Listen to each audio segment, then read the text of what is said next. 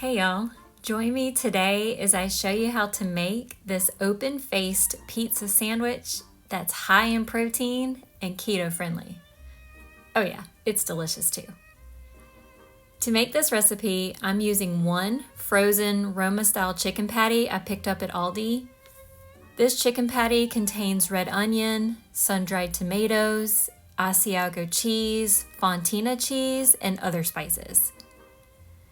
So in a nonstick skillet on medium heat, thaw one Roma-style chicken patty, and once thawed, use a meat masher or spatula to break it up into smaller pieces.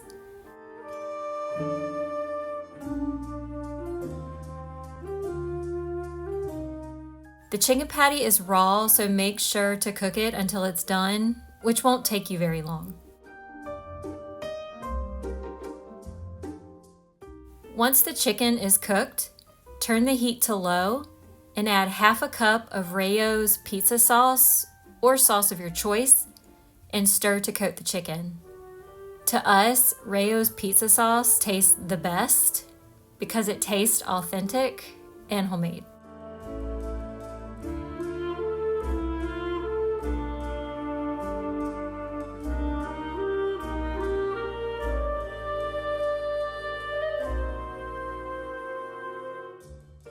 Now, add your favorite seasonings to taste.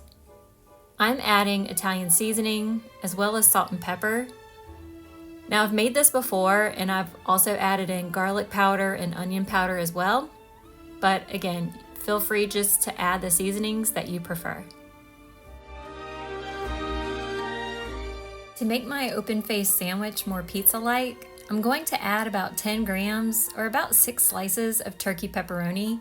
And I'm going to break them up into bite-sized pieces.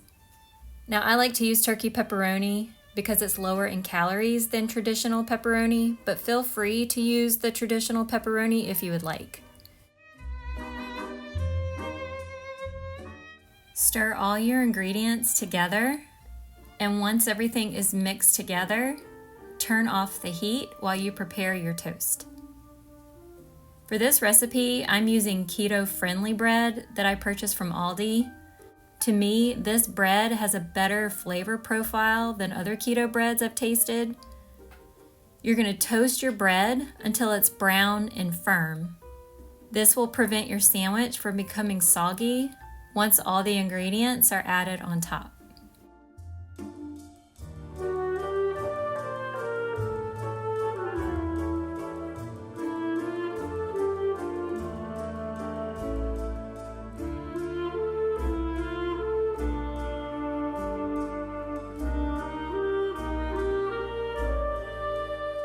The mixture will be pretty high on your sandwich, so you may need to push it down just a bit.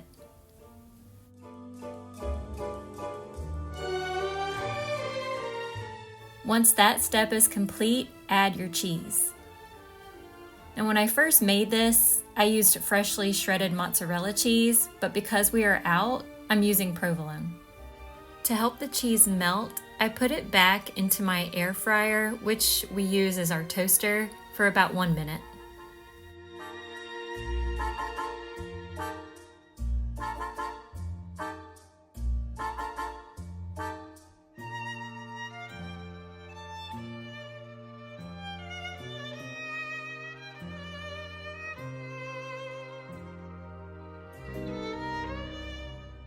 The flavor was still great, but the only downside to using Provolone is that it wants to stay as one piece when you try to cut your sandwich.